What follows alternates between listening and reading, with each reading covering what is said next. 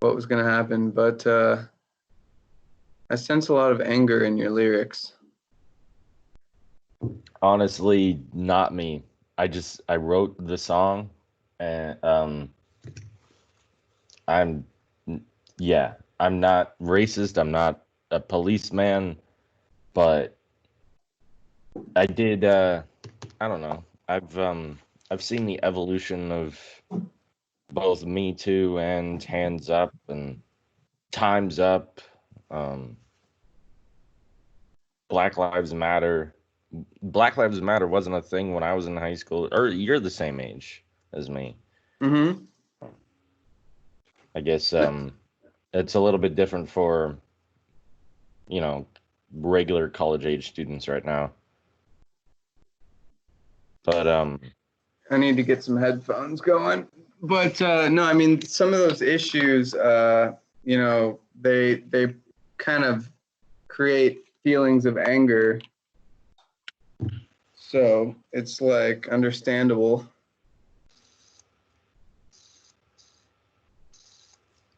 well, I don't like I don't I don't like see what it if I was ever gonna make a rap song, it would never be about some stupid bullshit, you know? Yeah, for sure. Be about the real issues, huh? NWA called it the CNN of the street, you know? And I think that song there specifically is a song that works even so much more if it is a white person, which is weird, but it's about the police, you know? Yeah.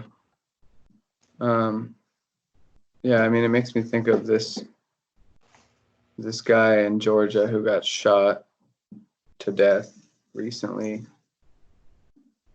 Uh, that was pretty unfortunate. Well, I've had the name Trayvon Martin floating around my brain for forever, you know? And what do you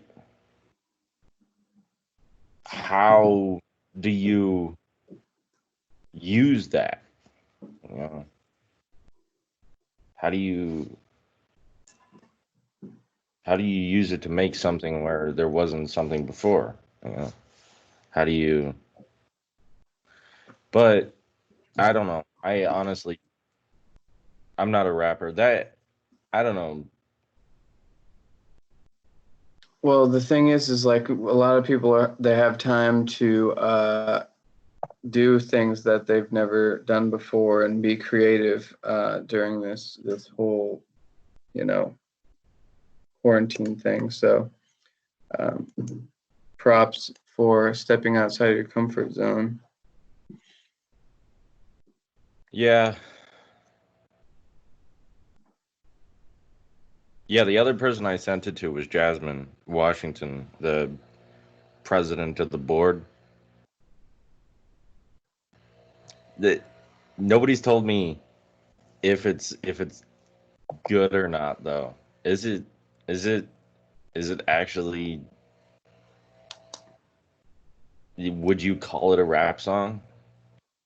Well, I would definitely call it a rap song. Yeah, I mean, some of the lyric, like it's it's hard to like stay on time and to Oh yeah. have like the syllables like line up right and stuff like that. So it's definitely something. I'm not a huge rap person, so don't look to me for critique. Um, I What do you actually do listen to? I like hip hop, classic rock, like some rap, but the rap today, like the newer rap that I hear, is kind of is awful. So very rarely do I listen to like the whatever radio station that CW has. What is it called again? Oh, the Berg. That's right. Well, I don't think I've heard a single rap song on that station. That's just more pop music. I like pop music. I like pop music a lot. I like Lord and Taylor Swift and you know, Yeah, me too, actually. Imagine Dragons. Um, hmm Kendrick Lamar is rap, not pop music, but he does make pop music. Yeah, Kendrick Lamar is pretty good too. He had a funny song before he was like really big and famous, under the name K Dot, which he went by before. But it's about Beyonce and how he's in love with her, and it's pretty funny. If you get the chance, I would listen to that. I definitely will. So yeah, in terms of the podcast, I don't know if you're subscribed or not on any of the platforms. It's on basically all of them now. All of them except for one. Um, Okay. but I've been like really stressed about my school stuff lately, so apologies if I haven't been like up to date on everything. no, yeah, that's fine. It's a long podcast, and you know, um, I still need to get the time to put in timestamps in the show notes, but yeah, I've decided the next couple of episodes are going to be twice a week so that I can get some of the ones out of the way, because they're about technology, and technology outpaces itself. So I'm going to put a couple on Wednesdays as well as Sundays. But this tomorrow is going to be the one with Energy Pal, and then the next Sunday is probably gonna be SEMA or SEMA Connect, and then Russell Corbin on that Wednesday, and then Army Futures Command, and then on that 2 Wednesdays from now is gonna be um, John Wayland's, followed by Adam Lansing, and then probably Plug in America, Puget Sound Energy. Who else have I talked to? Oh, Oz from Kansas City. Yeah, his name's Oz Qureshi. He runs an outfit called Mind Drive. Oh, and then Sean Mitchell, YouTuber, he's got 42,000 subscribers. And then The Limiting Factor, another YouTuber. I don't know. Yeah, so I've got a lot of episodes in the can, and I just kind of want to get them all out in the universe, you know? Yeah, that's awesome. You've been busy, man. Well, it also helps because it doesn't. I mean, the writing a script takes a little bit of time, but you can mostly think of stuff during the interview, as long as you write a few questions up at top and maybe a monologue or something like that. But as long as you write a couple of questions to get the conversation going, it doesn't take any more time to actually do the interview than these meetings take. and hmm and then if you don't really care about making it part of a whole fabric, like I was thinking originally it was going to be more like Radio Lab, where it would be investigative journalism with like studio people, and then you input bits and pieces of the interview. I would really prefer that, but I don't have the time to edit that or write that or do that. So I've just been, and I don't know what segments to plop in. That might be season 2 when, when I'm back, I can go to the radio station and actually like get like help with all of that. But yeah, these interviews, they're just straight interviews, so it doesn't take a whole lot of time to really edit. It takes about, I'd say it takes 20 minutes to write the scripts, and then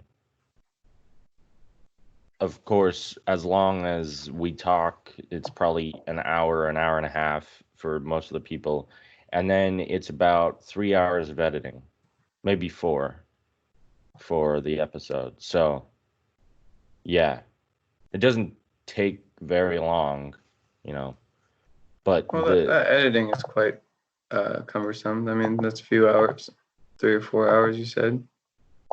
yeah, but the idea is that you can have a full backlog of interviews, because the interviews only take an hour. The interviews don't take very long. You've got a lot of those hours in the day. Yeah. Yeah, for sure. But seems like, time management, you're good at time management. well, yeah, maybe. I don't know. It could all be for nothing, but I don't think so. I'm still hoping to get Mark Maron. Um, I've sent requests to a lot of those famous people. Who have I Yeah, sent? Joe Rogan, you said? Yeah, Joe Rogan is probably going to be a no. His manager immediately sent a reply that just says no. But you know, uh, Mark Maron, Steven Spielberg, Stephen Colbert, um, Craig Ferguson, um, oh, what's her name? The new girl, I forget her name right now. I don't know why. Ewan McGregor. Um, yeah, Tom Hanks. I invited Tom Hanks. See, the thing is, when you don't get a reply, then you don't know. It's Mm-hmm. because I contacted all of their, publicists and agents, not them themselves, except for Tom. I also sent a typewritten note in the U.S. mail to him because he really likes typewriters. So I wrote a letter on a typewriter and I sent it in the mail.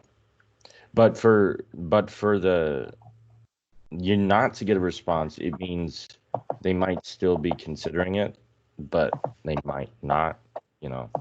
Yeah. Whereas when you get the immediate response no, then it's easier to work with. Yeah, like they might get a ton of letters and mail and stuff and not really even look at all of them. Yeah. I guess it's the same for tracking down sponsorships, you know. Um, the same kind of waiting on tenter hooks.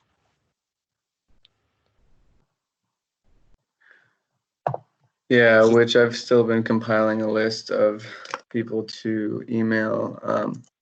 And I wanted to ask you,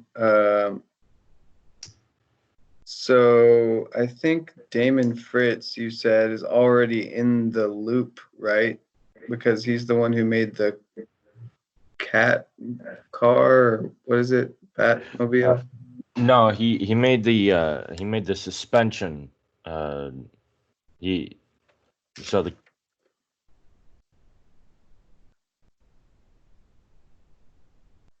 worked on since 2012. Okay. Each like individual part has been a student project.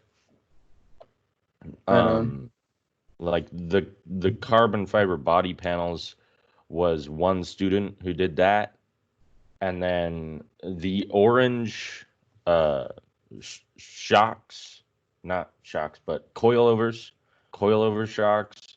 Um, those ones were a student project by Adam Romine in 2015, I want to say, or it could be last year. I might be confused about that. Um, the frame was a student project. The the front axle was a student project. Um, and then Damon, he went in and improved the front suspension, so it improves upon Adam Romine's design. He incorporated the original coilover shocks into the new design. He actually machined his own shocks and put them in there as well. And those are so what it used to look like was he had two coilover shocks on either side of the front. Now you've got the two coilovers sticking out kind of like that, and inside you've got two um, struts. Are they struts? I think they're struts. Yeah, Okay. and those ones. So Damon, he put those orange ones. He angled them, tilted them out. So you've got and then he put the two others in there. But what were you Got it. saying about? I just have him on the list, and I was just wondering if he's already in our loop of, people on our email lists and stuff like that, or if I should send him the invitation that I made for all the alumni. Yeah, yeah. I've got him on Facebook Messenger, um, so I can ask him his normal non CWU email. Cool. Uh, I actually have a Gmail from him, so I'll send him the letter as well. I just didn't want to okay. like overload him with stuff if he's already getting it. Okay, yeah. But yeah, it's getting pretty long. These are what I have so far.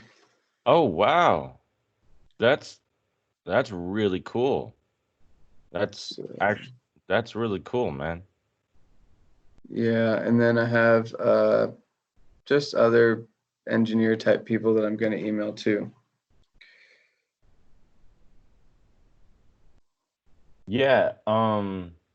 We had a contact over Facebook to the page a couple of nights ago. A girl named Julia Crawford. She's a West Side student. Mm-hmm. Um, she's interested in joining the club, so of course I sent her an email asking her if she wanted to be, um, basically, if she wanted to lead the West Side, you know, growth. And I just made up a title arbitrarily, calling it EV Club Vice President for West Side Activities. So Okay. I was like, "Do you want the gig?" But haven't. She hasn't checked that student email yet, so I'm gonna send it to her Gmail. I don't know. What do you think about that? Yeah, no, that would be cool. We'd have like an ambassador, and we could maybe go to West Side EV Club meetings if they have them over there too. Yeah, yeah, that's the idea, you know. Um, that was the idea for West Side Growth. I think it would be cool if we were able to grow both, both the chapter and I don't know what you call it, the cohort or the satellite, at the same time. Um, yeah, For yeah. sure. The potentiality that I see with that though is that the West Side cohort might actually grow faster than the main campus chapter. I know, for sure. Um, but what happens happens. And Yeah, I mean, the West Side's very like progressive. They have a lot of people that want to do this kind of stuff, but after like hearing about what's happening to all these Tesla employees and stuff, it's like a lot of these engineering students might be better off not working for Tesla. so I'm just Elon and Tesla have been tidally linked for a while, and I spoke with somebody on the podcast about this. That's why I want to put them up pretty soon. Oh yeah, it was the limiting factor. That guy that I on Twitter, um I added you on that thread. Right. Yeah, so that guy, we actually had a decent conversation about um, this whole Alameda thing, and I honestly, personally think that this is all either Elon is just suffering from the stress of having a kid during the quarantine and being married to Grimes, because that I don't I'm not sure how healthy that relationship is, but either that is happening or this is a PR attempt to get people who would normally buy pickup trucks into the brand of Tesla so that he can sell more Cybertrucks. You know, By moving his plant into a more rural area. no, by acting more libertarian against the authorities, against the government. Hmm. Um, what like everything he's been tweeting has got me more and more in favor with people like Donald Trump and Ivanka, and Ivanka just retweeted his tweet that says take the red pill, stuff like that. And then of course one of the Cohen brothers said fuck you both. But Right.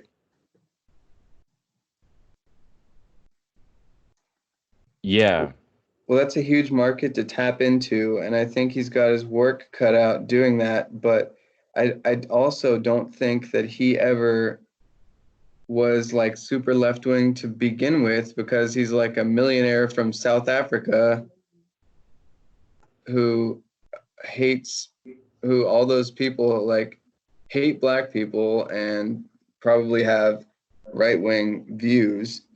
And once you're raised in that sort of atmosphere, it can be hard to change your ways. I'm not gonna pretend that I know anything about the type of human he was before he left uh, the home continent, but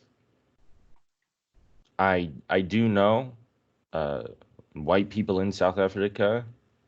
Um, one of my good friends, Gretchen Wilson Prangley, she lives out there along with her husband Antonio Prangley, and she runs the Play Africa. Hmm. Or she's one of the co-founders of Play Africa. It's a children's museum out in Joburg. I also know, at the same time, I know people who live in Kunlun Township, and a couple of the other townships.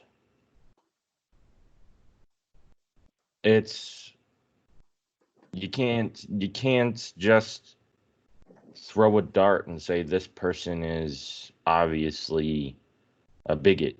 This person is obviously a racist, because this is Elon grew up after I would well Elon was around, let's say, during Mandela's famous speeches, and I'd say the entire country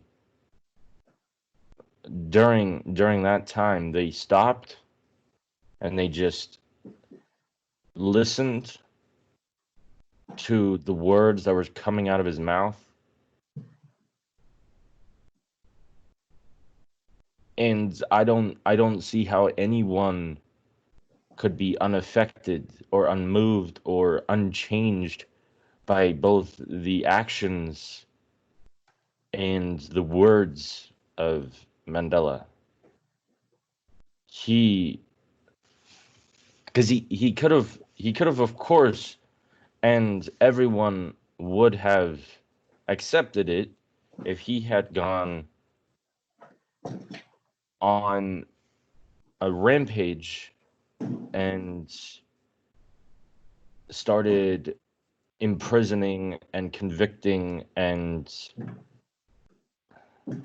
sentencing to death his torturers and executioners. But he didn't. He preached forgiveness and togetherness, and he ultimately led an entire country to understand that bigotry and hatred are learned. They're not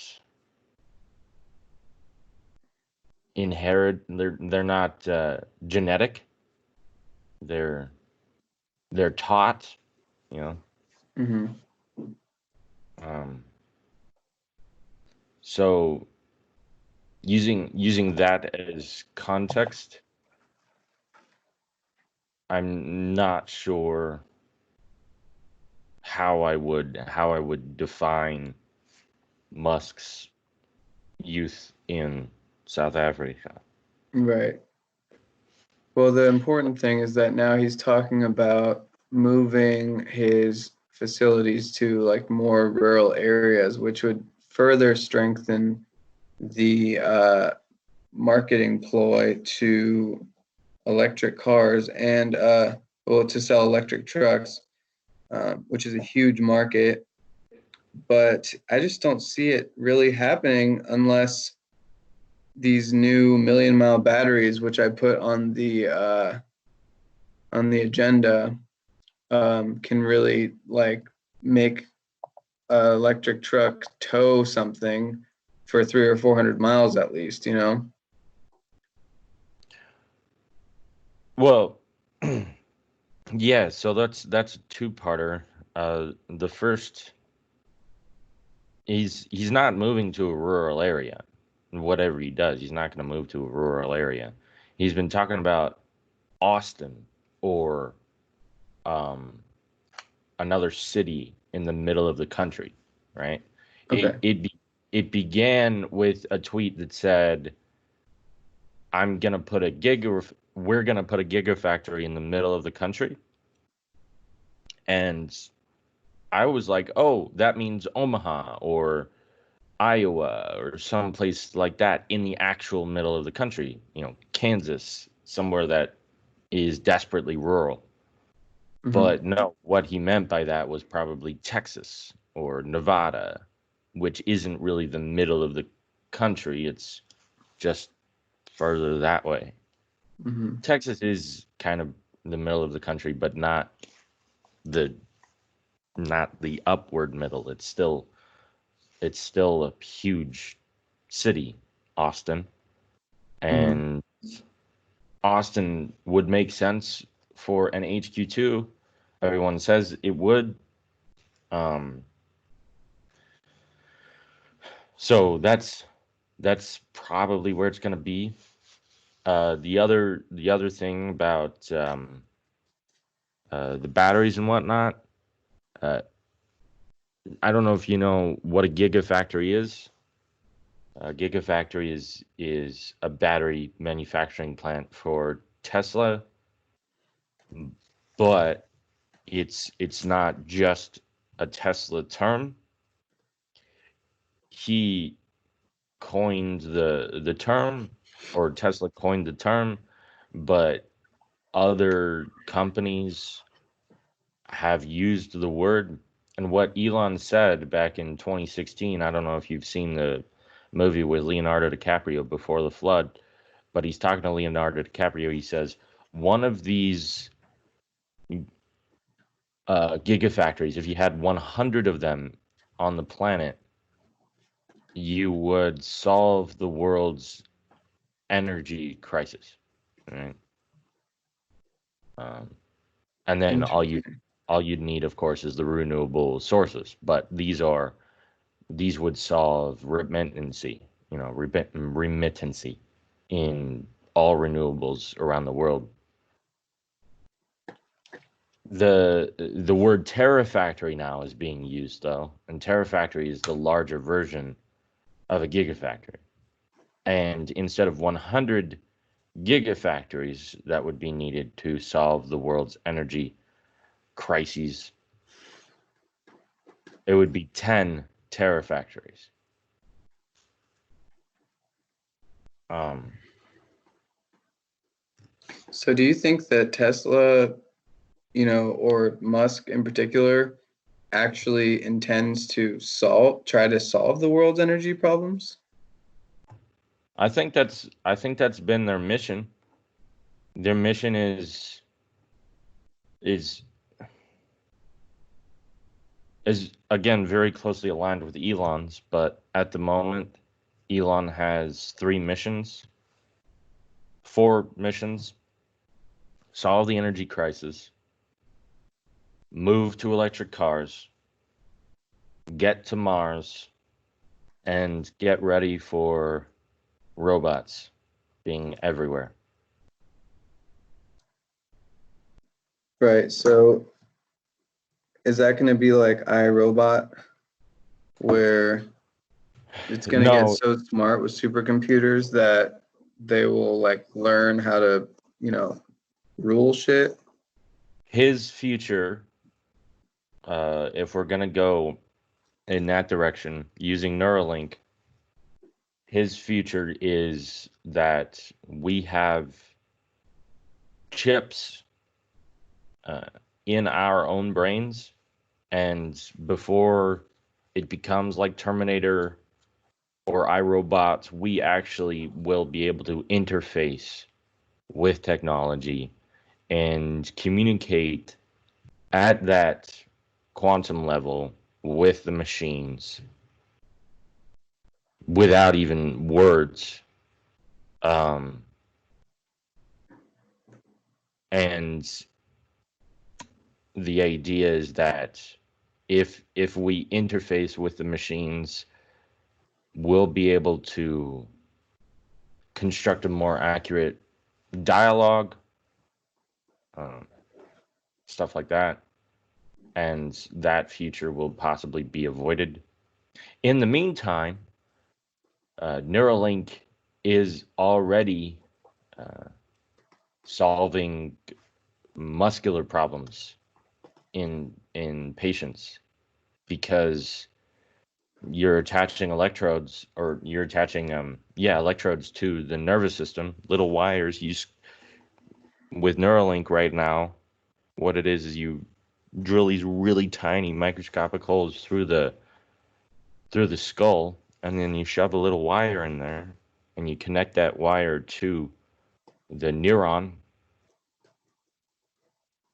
um, and uh, and then you can fire off areas of the brain that have either been dormant in the past, or that you want to shut off, stuff like that. Um, we That's have, incredible. yeah. And so, yeah, some of these muscular disorders that are all brain related, and seizures, you could end seizures forever with Neuralink. You might be able to end dementia, possibly, because you can keep the memories alive. Um, so many things you can solve addiction, um, anything you want to, and it's all firing off a little signal in the brain. Whatever the brain controls, you can retool effectively. Um, yeah, yeah.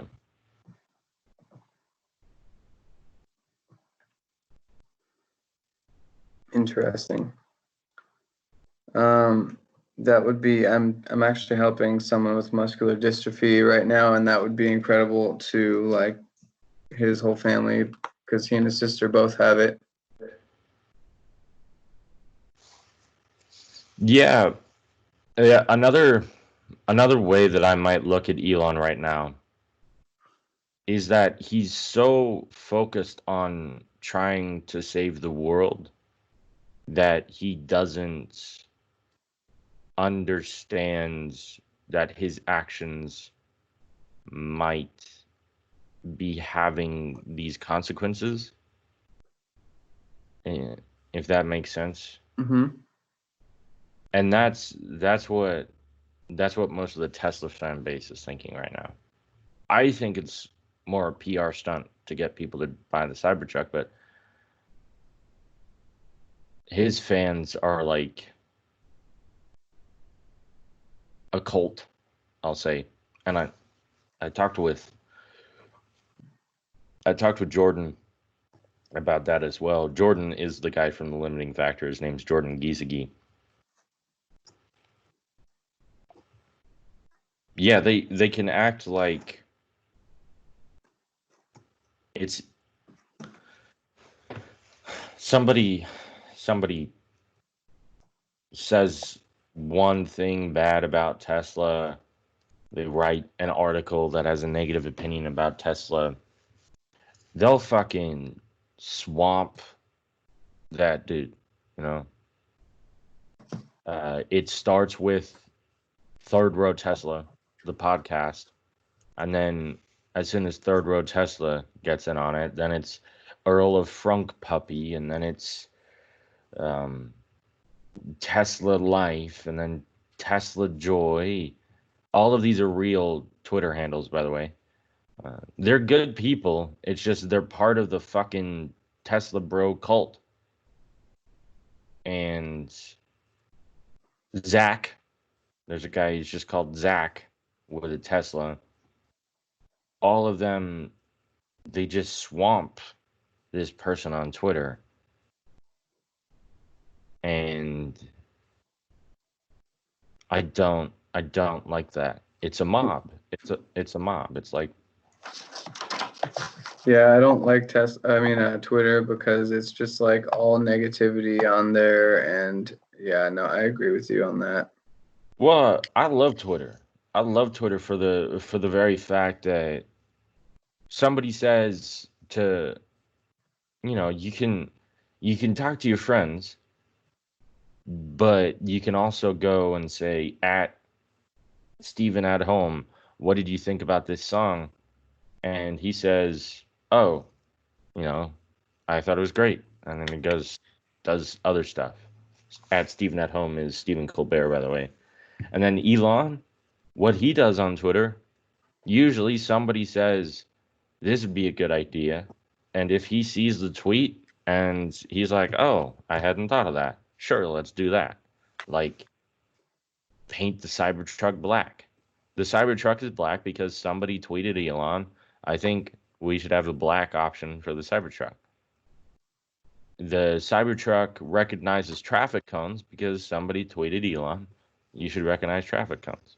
I really like Elon's conduit for improvements on Twitter that way.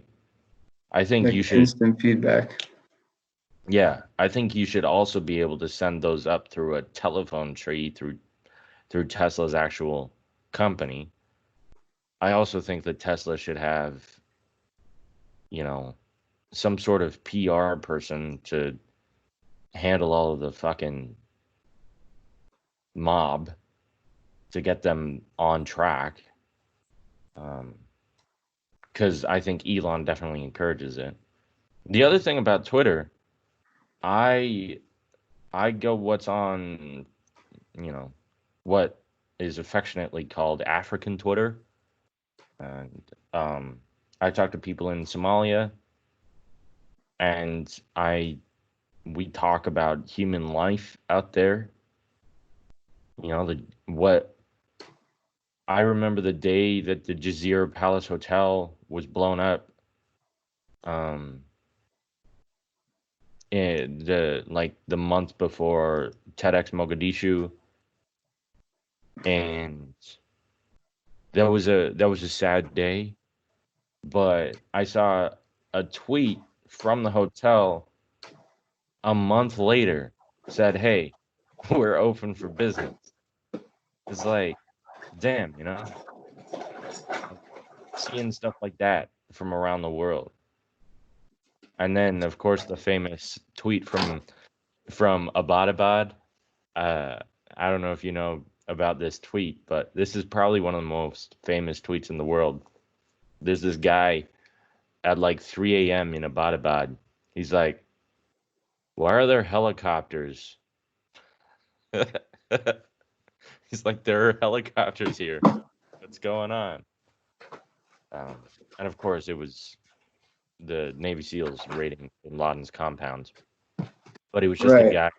a guy living down the street on Twitter. He's like, "The fuck's with these helicopters, man?"